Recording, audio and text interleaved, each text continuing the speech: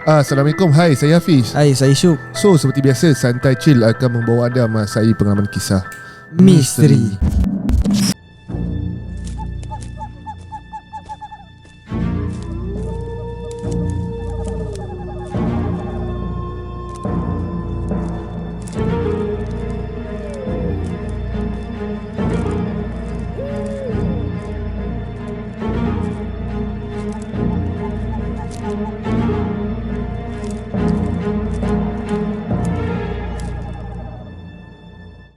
Bismillahirrahmanirrahim. Wallahu ashaddu ba'san wa ashaddu tanqila. Fallahu khairun hafiza wa huwa arhamur rahimin. Dan yakni ingatlah, Allah amatlah besar kekuatannya dan amatlah berat azab seksanya. Allah jualah penjaga yang sebaik-baiknya, dan dialah jua yang maha mengasihani dari siapa sahaja yang menaruh belas kasihan. Okay guys, seperti kita tahu, kita dah menjangkaui aku rasa dah 100k kot ni. Jangan kau belum naik. Kan, tapi insyaAllah kan, kita pun dah banyak bawa cerita dan tetamu-tetamu yang hebat kan, nak berkongsi cerita di luar jangkau. Aku rasa ramai lepas ni lebih minat nak dengar Santai Chill ni. Terima kasih support kami hingga sehingga hari ini. Dan pada korang yang baru jumpa channel ni, apa kata korang like, share dan subscribe dulu. Yang mana dah subscribe, thank you so much. Dan pada korang yang ada social media, follow kita orang dekat platform TikTok, YouTube, Instagram. Link ada disediakan di bawah. Dan pada korang yang nak cerita pengalaman seram sendiri di platform kami, boleh tekan link WhatsApp di bawah dan bagi tahu korang ada cerita seram nak sampaikan. Baik, okay. Nah, macam korang nampak dia description dah tulis siapa cerita ni dah part 4, part 5 dah. Sebelum ni part 4 cerita pasal Doctor Strange. Oh lah. Okay. So hari ni kita tak tahu kisah apa. Dan macam biasa, kalau korang belum tengok lagi part 1, part 2, part 3, part 4, korang boleh tengok dekat playlist kita orang. Okay, alright. So kita bersama dengan tamu kita ni. Okay, Assalamualaikum. Waalaikumsalam. Sihat Sihat, bertemu lagi kita. Bertemu lagi kita kan. Sebenarnya hari yang sama ni. Ya, betul-betul. Buat kantai lah kan. Takkan ada jauh kita nak bagi satu je cerita kan. Betul. Kita bagi terus kali 2 part. Okay, yang mana belum kenal dengan kita punya guest hari ni, kita bersama dengan Azmi. Yang mana belum dengar, boleh tekan link di bawah. Kita ada part 1, part 2, part 3, part 4. Dan kali ni kita dah masuk part 5. Okay, untuk part 5 kali ni Azmi, cerita tentang apa? Okay, cerita ni pengalaman apalah, pergi mengembara dekat Kampung Bunian. Kampung Bunian. Kampung Bunian. Okay, baik. Kita pun dah tak sabar kan. Daripada korang yang sedang masak, tengah drive, atau memang sedang dalam vibe buat kerja nak dengar, tumpukan perhatian korang 100%. Dipersilakan. Okay, Assalamualaikum. Okay, salam. cerita ni pada tahun 2013. Ya, 2013. Masa tu dalam bulan 10. Masa ni saya baru nak berjinak-jinak lah, nak membetulkan diri. Dulu kita ni tak semenggah punya perangai. Agama pun ditampukang dulu. Sebelum kita nak ubah diri ni, kita ni lah, kita mencari. Dah jumpa juga orang yang boleh guide kita. Masa ni aku tak ada rasa macam nak belajar ilmu kuat ke, nak berubat orang, tak ada. Masa ni aku fokus, kita nak cari balik kita punya agama. Okay, benda ni jadi macam kat aku, pengalaman dia sebab aku first time ikut orang merawat lah. Sebab yang macam siapa yang follow cerita daripada Pak Wan tu, ada nama seorang ni, nama Abang Ju. Abang Ju ni adalah guru aku lah. Dia guru aku punya dari segi agama, guru untuk kebatinan. Dia lah banyak mengajar kita orang. Jadi cerita dia, ada seorang pakcik ni, nama dia, aku bagi nama Pak Omar lah. Kejadian ni berlaku dekat Sepang, yang mana dengar ni, kalau family kawasan tu, dia tahulah kawasan tu sekarang dah jadi bandar. Dulu dia kelapa sawit. Dia cerita dia, Pak Omar ni, dia suka dengar kita orang bercerita bab ilmu agama ni, ilmu ketuhanan, dia suka dengar. Kami tak tahu yang dia ni masa tu dah sakit. Masa tu duduk jumpa kami kat bawah. Ingat lagi masa tu dalam pukul 10. Kami bawa balik daripada kedai lah. Minum-minum lepak. Minum-minum lah. Sebab kalau Banju ni nak buka cerita, dia tak akan buka cerita kat kedai. Dia akan buka cerita dekat kawasan apartmen dia. Okay, apartmen ni ada satu meja lah. Meja yang dibuat kat Pak Omar ni. Pak Omar ni dia turun lah. Dia bercerita dia sakit badan, dah seminggu demam kan. Lepas tu kami pun dengar Abang Banju kata, Pak Omar ada pergi mana-mana ke? Tak ada, kawasan sini je lah kan. Sebab Pak Omar ni pun boleh nampak dia, sebab apa yang saya faham lah dia ni, dia ada jugalah masa muda-muda dia belajar. Dia banyak belajar dengan Al-Akram semua tu lah. Dia ada belajar semua tu kan. Dia suka belajar. Jadi kami pun dengar dia cerita. Kebetulan masa tu hujan. Okay, kalau hujan ni mesti keadaan rumput semua basah kan. Dia tengah bercerita ni, kami dengar tu Abang Ju kata, "Tanta Pak Omar ni kena kacau dengan jin tak?" Kita gelak lah. Kata, mana ada, Pak Omar kata kan. Lepas tu kebetulan keluar asap dekat pondok dia. Pondok dia ni, kami selepas tu kami buat kita punya markas tau untuk belajar. Lepas tu dia join kami lah. Okay. Masa tu kenapa kat belakang tu ada asap? Masa tu aku yang nampak. Kenapa belakang tu ada asap? Padahal masa tu tengah hujan gerimis kan. Masa tu baru hujan lah, dia dah gerimis.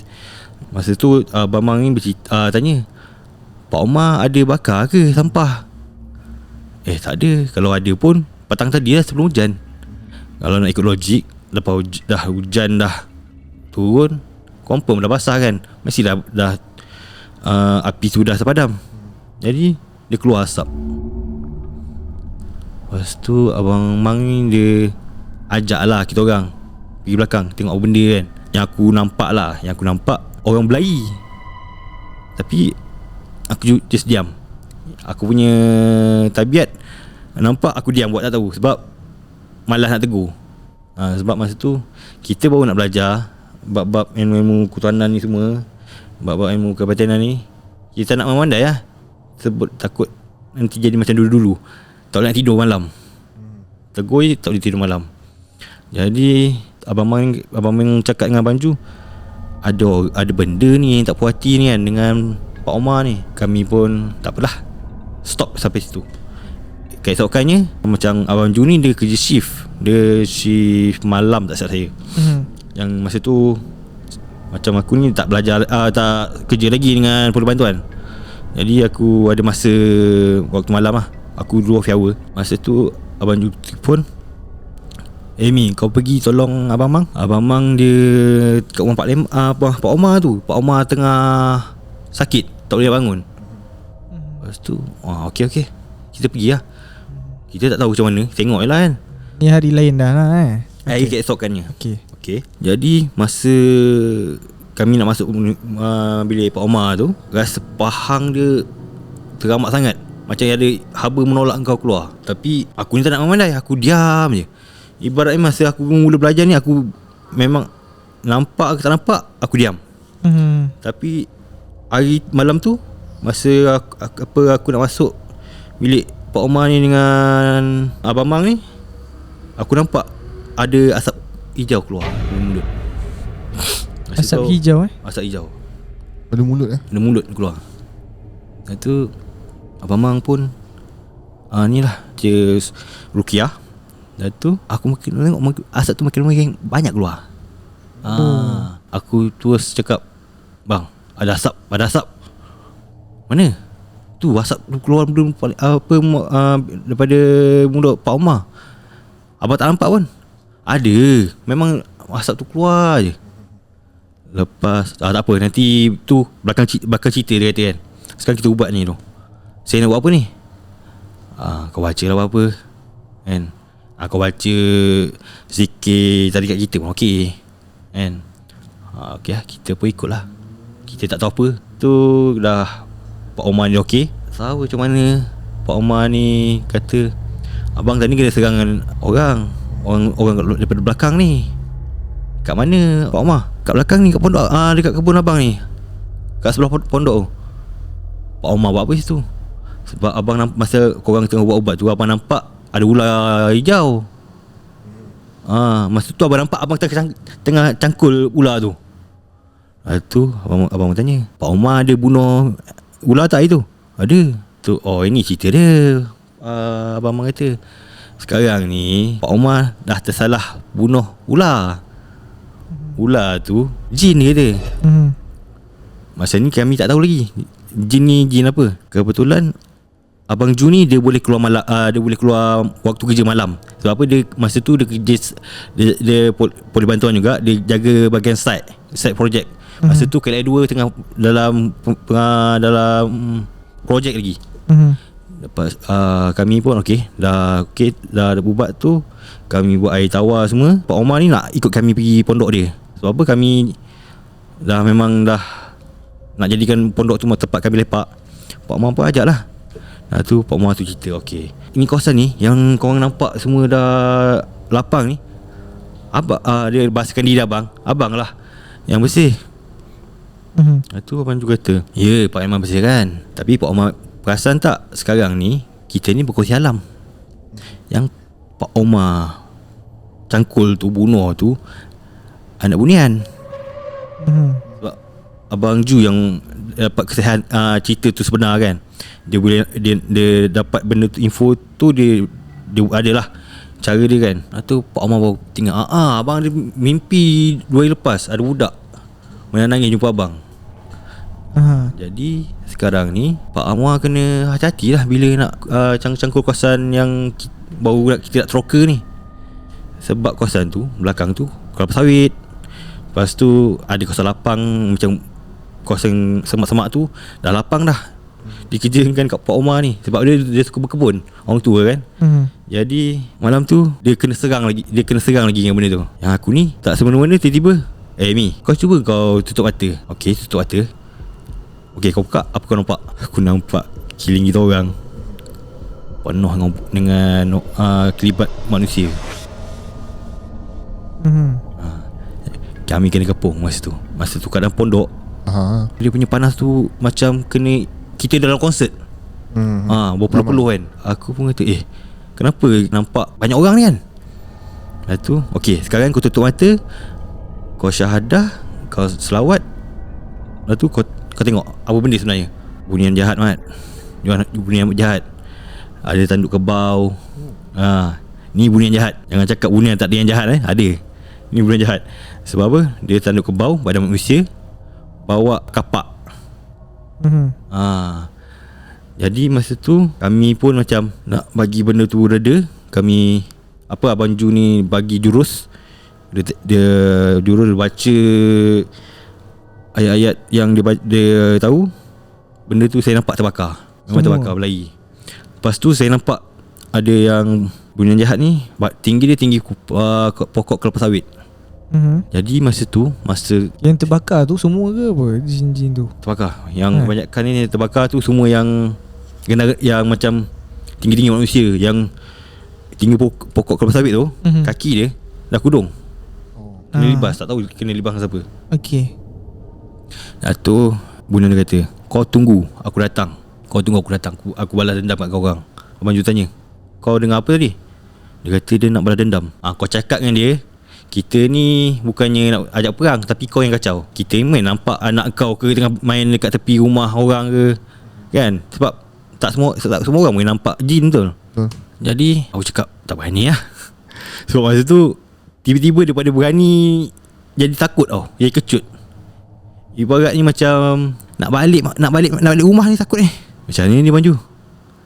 Tak apa, balik je, tak ada apa tu. Malam lah masa tu Pukul 2-3 pagi. 2-3 pagi. Kami memang suka lepak sampai ke 5 pagi, 4 pagi. Time tu kan sunyi kan, boleh banyak macam-macam cerita. Jadi benda tu tak berakhir kat situ. Dia datang. Sampailah cukup sebulan. Abang Mang ni tiba-tiba sesak nafas. Kita tengah sembang ni, sesak nafas. Abang Mang cakap, Ju, tolong Ju, aku ni dada ni rasa macam kena cocok dengan pisau. Kau rasa kat mana? Dada kiri betul-betul kat jantung. Mata Zahir tak nampak Mi, kau buat apa yang abang ajar, kau tengok. apa benda ada kat dada. Yang aku nampak ada anak panah. Lepas tu kata ada anak panah ni. Okey, sekarang ni siapa yang tembak abang-abang kau ni? Cari, masa tu aku cari tak jumpa. Tak nampak. Dan last masa tu bunyi gendang. Dalam kelas sabit bunyi gendang. Benda ni bukan aku seorang dengar. Ada dalam 4-5 orang dengar. Memang bunyi kutum. Lepas tu abang juga kata, dia ajak perang ni. Masa tu baru nampak yang panah abang-abang ni ada kat atas apartmen diorang duduk. Daripada atas tu dah tu abang juga kata, kau pagar diri kau. Sebab apa? Abang nampak dia nak target kau. Macam masa tu nak pagar macam mana? Kita tak tahu. Kita macam masa tu baru belajar. Jadi nak buat macam mana ni? Bacalah zikir tu. Kau bacalah zikir tu apa sampai henti. Tu pun nak kena ajar. Kita okey baca sambil tengok kan. Kami kena kepung lagi. Kali ni bukannya satu kampung. Kali ni 3 kampung. 3 kampung datang. Abang Ju kata, kau sekarang kau pergi buat deal dengan dia. Nak buat deal macam mana? Kau buat apa yang abang ajar. Sekarang ni kau bawa kau punya kebatinan kau pergi kat dia. Masa aku nak buat tu, aku nampak tempat aku pijak ni ada batu-batu yang macam dekat Dataran Merdeka. Batu-batu merah tu kan, jalan raya kan. Lepas tu masa tu aku tutup mata je. Tu kata, bang, asal saya nampak ada batu-batu ni.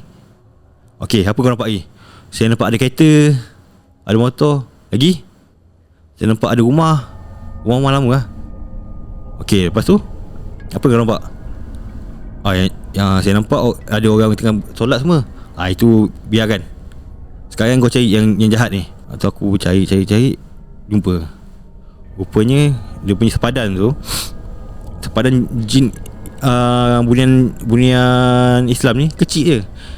Yang conquer tu bunian kafir.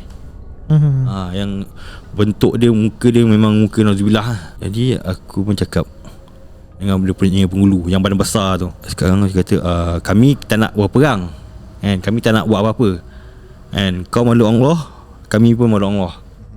Kami nak berdamai. Mana boleh, kau tengok kaki aku dah kudung, siapa buat? Lepas tu aku cakap lah dengan Abang Ju, apa dia kata. Lepas tu Abang Ju kata, siapa suruh kau biadab kan? Kau main serang orang ni. Sekarang ni kau serang orang ni tak nampak anak kau tengah main kan? Dia ingat ular, jadi dia bunuh lah. Kan benda berbisa tu. Lepas tu aku sampai dengan kat penghulu bunian tu, yang jahat tu. Lepas tu dia kata, okey macam ni lah, ganti, ada harga dia kata. Dia minta kambing. Lepas tu Abang Ju kata, mengarut. Sebelum kau ni kena rembat dengan aku, Abang Ju kata, dia sampai kat aku, sebelum kau kena rembat, baik kau suruh anak-anak buah kau ni cabut. Lepas tu kau pindah lah kawasan lain. Kawasan ni kau yang kacau. Aku pun macam nampak lah diorang macam dah takut kan. Aku pun tak tahu apa yang buat diorang takut. Yang penghulu bunian jahat tu cakap kat aku akan pastikan korang kena. Satu hari korang akan kena. Dia tipu kita orang, dia tak pindah. Masa tu kami ni ada buat macam bersilat lah dekat belakang pondok tu. Lepas dah lama, dah nak dekat berbulan lah, dia datang lagi. Masa dia datang tu, mula dia hantar perempuan. Perempuan tu panggil aku, abang. Masa tu aku termasuk ke alam jin, ke alam bunian tu. Dia menjelma dari mana? Pokok sawit. Okay. Macam tadi masa aku datang tadi, aku ada cerita dengan Hafiz macam mana diorang boleh laju datang. Dia ada pintu dekat kelapa sawit tu. Okay. Dia keluar dari situ. Aku nak pergi. Aku pergi. Lepas tu ada seorang tegur aku, kau nak kena? Aku pergi kat belakang sekejap. Aku tak cakap aku nampak orang. Aku pergi, hilang. Kau hilang? Aku hilang. Okay. Diorang ingat aku pergi. Masa tu petang. Lepas tu jam pukul berapa yang tu? Lepas asar. Memang waktu-waktu dia tu. Jadi aku pergi satu pintu gerbang ni, dia dibuat daripada kayu tau. Masa ni aku nampak perempuan tu memang cantik. Aku tengok, tempat ni tempat apa kan? Sebab nak ikutkan tempat yang manusia ni moden. Tempat tu dia macam tak berapa nak moden lah. Aku pergi. Dia boleh menjema, yang penghulu bunian tu boleh menjemakan diri dia sebagai naga. Naga. Lepas tu aku cakap, kau siapa? Akulah yang kau apa tembak itu. Sebab aku dah lama perhatikan kau. Kau yang boleh nampak kita orang ni. Rupanya aku masa tu selamat daripada terkurung kat dalam tempat dalam bunian ni sebab aku tak berhenti baca Fiqhul-Matin. Fiqhul-Matin ni apalah, ada zikir kan. Zikir lepas solat tu. Aku tak habis baca. Tak habis aku baca kan. Aku tengok lah sebab aku dah takut. Naga depan aku tu. Kata, kau baca apa ni? Kau baca apa? Aku berzikir lah. Aku takut tengok kau. Dia cakap perempuan tu, kau halau dia. Nanti terbakar kampung kita. Aku keluar tu. Rupanya dah pukul 12 tengah malam. Dan masa dekat alam sana tu Siang. Dia siang. Jadi masa tu aku dah macam kena waspada lah. Sebab aku baru belajar. Masa tu aku memang betul-betul baru belajar. Jadi Abang Ju lah banyak ajar aku macam mana nak dinding diri. Kita jangan takut sangat dengan dia, tapi jangan mencabar dia. Kita buat macam biasa, hidup macam biasa. Jadi masa tu aku dah keluar. Aku pergilah cari diorang. Diorang ni semuanya ingatkan aku ni dah balik. Lepas tu diorang lepak lah kedai. Aku pergi kat diorang. Aku buat macam biasa. Yang tahu cerita ni Abang Ju lah. Aku cakap kat Abang Ju, benda ni tak puas hati lagi. Saya rasa benda ni mesti datang kat pondok malam nanti. Memang betul dia datang. Masa tu ayam berkokok bersilih ganti. Dia ada yang kata ayam kokok tengah malam, malaikat turun kan. Ni dia berkokok ibarat dia nampak benda asing. Dia berkokok bersaut-saut. Lepas tu orang juga kata, ni cuba tengok apa benda datang. Jom kita belakang tempat yang kita buat tapak silat kan. Kita orang bersilat belakang pondok. Okey, sekarang apa kau nampak kat pokok sawit tu? Masa ni aku tak ada buat amalan yang macam abang juga ajar. Aku tak sendiri. Ada orang. Dia buat apa? Tengah tengok kita. Pasal mana? Pasal sawit. Orang itu pam terus. Aku nampak cahaya daripada tangan abang juga keluar. Benda ni memang tak logik. Pergi ketam, putus tangan dia. Lepas tu dia lari. Lepas tu dia bukan berlari, dia nak lari ke belakang. Dia berlari ke arah aku. Dia kata, Banju tolong, benda ni nak kejar saya. Kau relax lah. Relax. Abang ada. Lepas tu aku nampak ada satu cahaya hantam dia ke dalam bumi, kat dalam tanah. Lepas tu Banju kata, apa dia buat? Dia dah tak ada lah. Yang lain Melayu Tebaran. Jadi kau cakap dengan dia punya ketua tadi tu, jangan nak mencabar orang. Ada orang yang tak apa brandmu, dia boleh lawan kau. Ada orang tak boleh. Lepas tu aku cakap barulah kami sepenuhnya ada berjanjian dengan bunian jahat tu. Maksudnya dia kena alih kampung dia ke arah Dengkel. Sebab tempat ni dia kat Kota Waisan. Dia kena balik ke arah Dengkel. Jadi 4-5 kampung yang satu geng ada cabut. Masa tu barulah tempat tu okey lah, tak ada gangguan. Kalau kami pergi pondok tu, ada je benda memati. Kadang tengah tidur ni kat pondok tu, duk kejut kita bangun. Nampak lah orang yang kejut tu. Ke just rasa je lah. Macam aku nampak yang member-member yang aku yang tak nampak ni rasa lah. Bila dia rasa, dia confirm lah kita orang cabut kan. Macam aku tak selalu sangat tidur kat pondok tu sebab aku off hour. Aku kena kerja siang pula. Siang memang aku kena balik kan. Jadi aku takkan tidur lah kat pondok tu. Aku kadang-kadang je time cuti. Lepas tu barulah tempat kami, pondok yang kami buat markas untuk belajar agama ni elok. Tak ada benda-benda yang gangguan lah. Jadi rupanya Pak Omar ni dia dah banyak ambil kawasan-kawasan bunian jahat tu. Yalah, dia tak nampak kan. Dia memang dia boleh nampak benda-benda tu, tapi dia tak tahulah kawasan apa, mana sepadan apa. Sebab kita mata zahir apa kita nampak? Nampak pokok je lah, sambat samun kan. Nampak pokok ular, confirm kita katuk. Jadi masa tu barulah benda tu settle. Kan aku ada cerita pasal yang tempat bunian Islam tu kan. Okey, tempat bunian Islam ni dia ibarat macam keadaan kita sekarang. Ada jalan raya cantik, dia pakai kereta. Kan aku ada cerita dia pakai kereta, ada motor, ada basikal. Orang-orang sana memang dia kerjakan solat dengan cara elok lah. Macam mana kita solat, macam tu dia solat. Selalunya kalau kat pondok tu pukul 3 pagi kita orang akan dengar azan. Ni bukannya buat amalan tengah amalan apa-apa terus dengar azan, tak. Tengah sembang ni tiba-tiba sayup-sayup azan tu keluar. Kadang-kadang bunyi beduk baru azan. Bila kami tanya dengan Pak Omar ni ceritalah sebenarnya kawasan kami duduk tu dulunya estate. Kawasan yang dulu yang kampung sawit ni ada dalam teh. Kawasan tu macam Cameron, sejuk. Kawasan berbukit. Jadi kalau mana-mana orang yang duduk dekat area tempat saya sebut ni takkan nampak kawasan tu sebenarnya berbukit. Jadi kat situ satu jalan lah nak ke Putrajaya. Dulu semua kat situ estate. Itulah cerita dia. Ustaz, Macam aku pasal banyak benda nak tanya sebenarnya kan. okey, kau tanya dulu lah. Lah Azmi cakap bandar jin Islam lebih moden, bukan moden lah kan. Boleh tak kau describe lebih detail apa perbezaan bandar jin kafir yang jahat ni dengan yang Islam ni? Kawasan jin kafir ni dia bersepah. Kotor lah. Oh, okey, faham. Kalau kau termasuk kawasan jin kafir, bunian kafir ni, kau ni akan terpesona dengan dia punya keindahan. Tapi kalau kau kalau kau buat amalan ke apa, kau macam aku masa tu aku berzikir, aku nampak keadaan dia memang aku takut. Yang aku nampak dia bentuk naga kan. Kalau aku masa suruh aku berzikir tu, dia bentuk orang sebenarnya. Tapi bila aku berzikir aku nampak bentuk naga.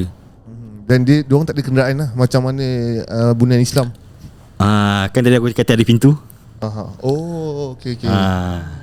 So dia bergerak melalukan pintu portal tu lah. Ya, aku tertarik bila tadi ada cakap yang ada satu jin tinggi besar macam saiz sawit kan. Kaki dia kudung sebelah kan. Jadi Abang Ju jugalah yang buat tu. Abang Ju buat. Yang part bila ada kau nampak cahaya di tangan Abang Ju tu kan. Aku tertanya-tanya macam mana keadaannya tu. Dia cahaya tu dia baca-baca, lepas tu dia ada lemparkan, atau hanya dia buat bacaan dan keluar cahaya, lepas tu benda tu aku pernah tanya masa tu mula aku belajar tu, aku tanya macam mana benda tu boleh keluar. Itikad kau. Dia tak tahu benda tu keluar. Macam aku kan aku mula ternampak, aku nampak benda tu keluar. Sebenarnya bukan aku seorang nampak. Lepas tu ada yang budak-budak muda yang daripada aku baru masuk, kita berubat, memang akan ada yang ternampak cahaya tu keluar.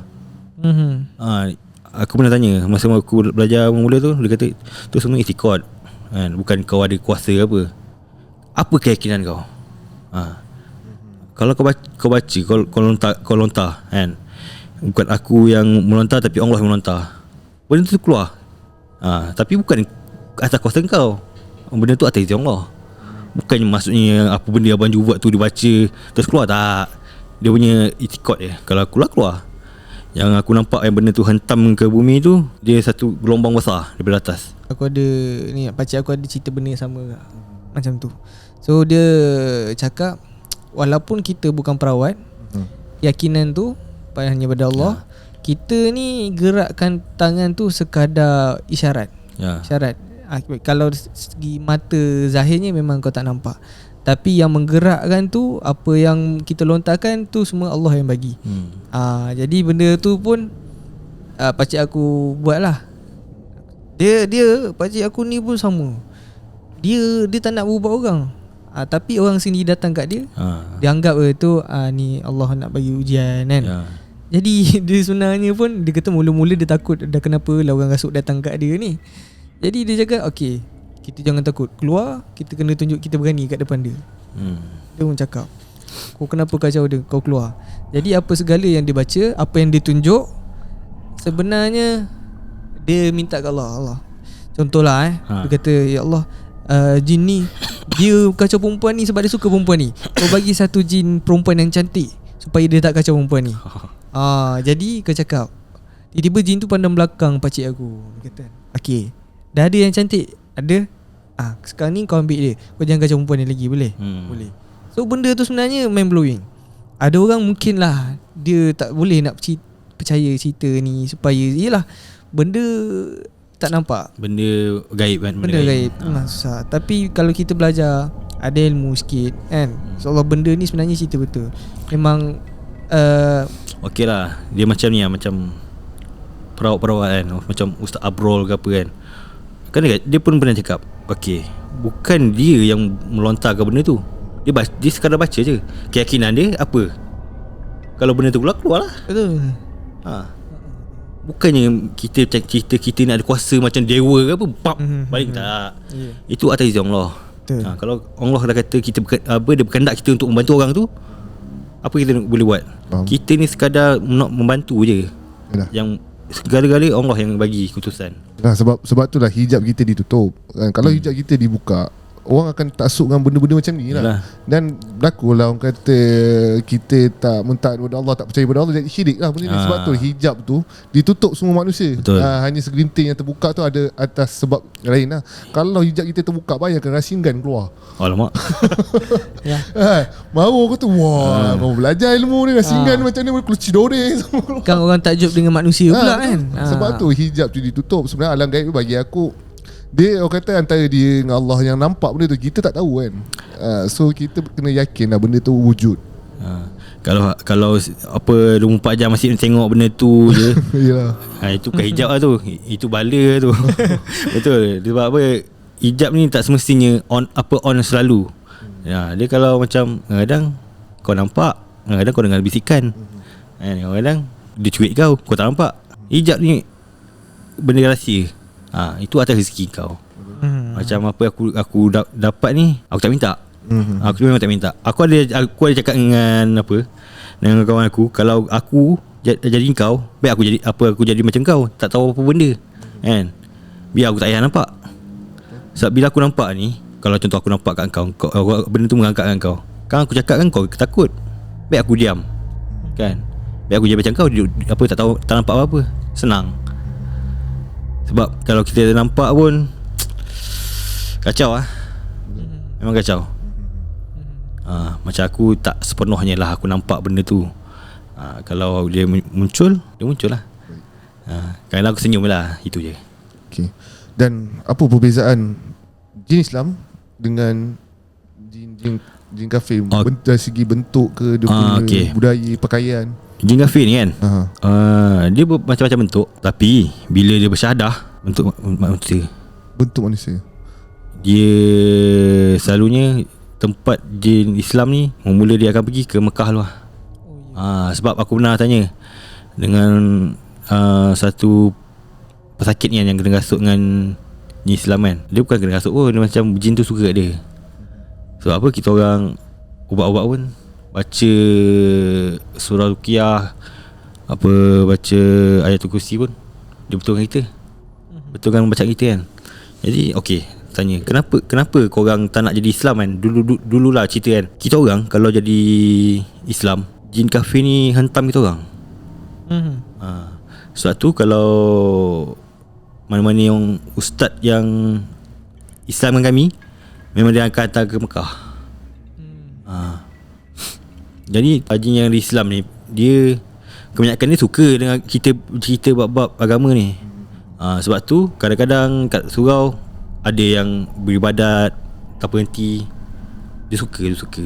Dia daripada kafir, dia tak tahu. Dia buat macam kita lah, tak ada hidayah. Masa tu tak ada hidayah. Yang dia tahu, dia nak rosakkan kita. Dia nak takutkan kita, nak rosakkan kita. Itu je. Bila dia Islam kan, dia punya puak-puak yang jahat tu hentam dan balik. Sebab tu dia takut nak masuk Islam. Sebab tu kalau mana yang perawat yang betul-betul, dia akan buat satu perjanjian, okey, aku akan hantar kau ke Mekah, ataupun aku hantar kau tempat yang ada di Islam. Setakat ni yang kami Islamkan jin ada dalam 5-6 kes lah. Yang tu betul-betul dia nak Islam. Tapi yang kafe memang dia dia lah. Salah. Aku tu tanya kereta dia macam mana Honda ke? Dia bukan macam Honda. Dia ibarat macam kereta Melayu klasik lama. Macam Volkswagen lama. Masa tu aku macam aku tanya, apa pasal ada kereta depan aku ni? Kan?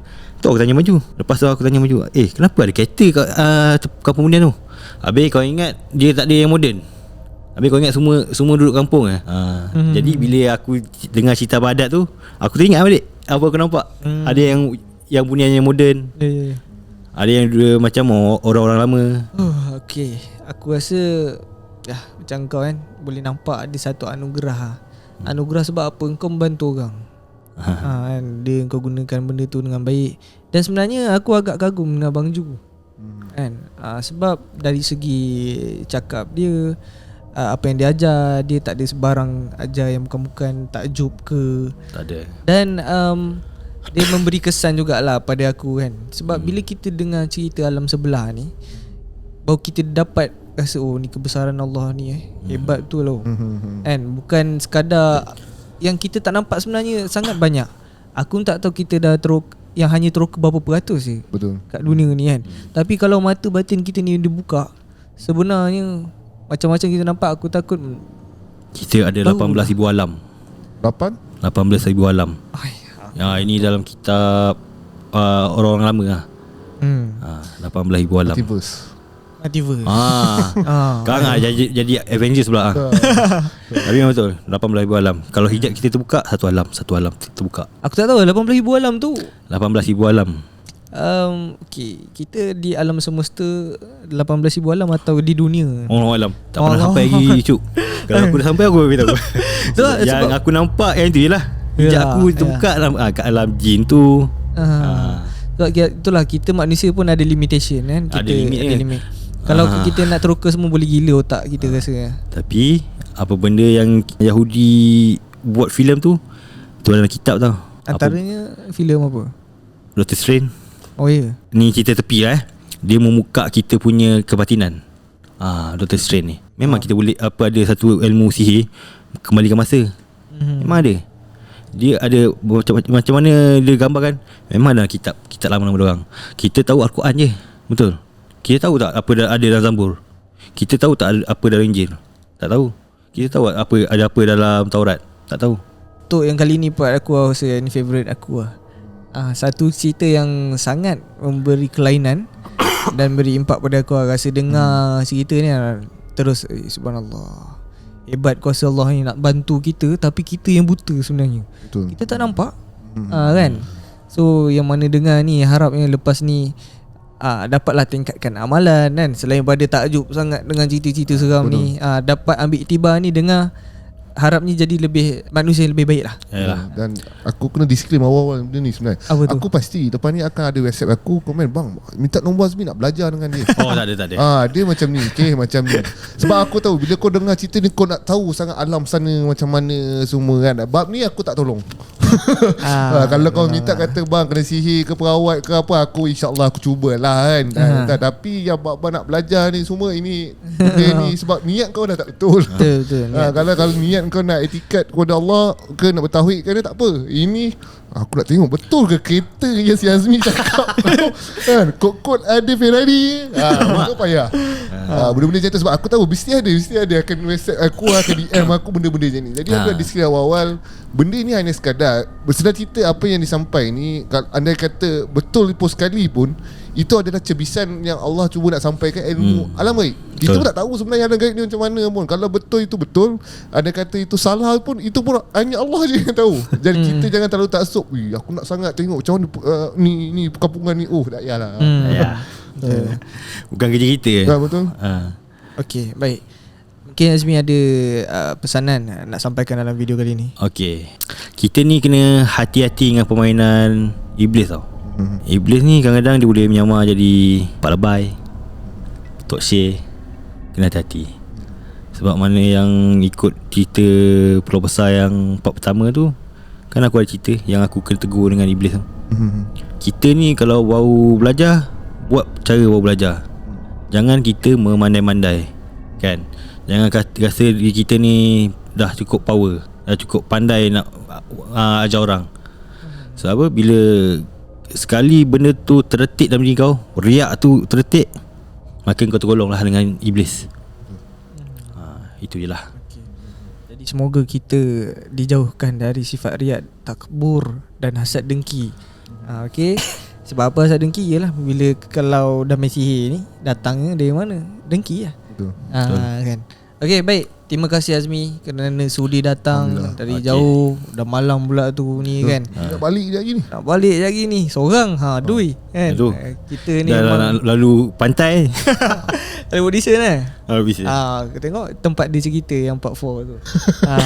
Okey, jadi kami berbesar hati, terima kasih sudi berkongsi sebab tak semua orang ada pengalaman macam ni, dan terima kasih juga pada korang yang mendengar dari awal sampai habis. Okey, harapnya jadi ruang komen ni sebagai tempat kita untuk melontarkan komen-komen yang dapat memberikan kita benda-benda positif lah sebagai medium perbincangan.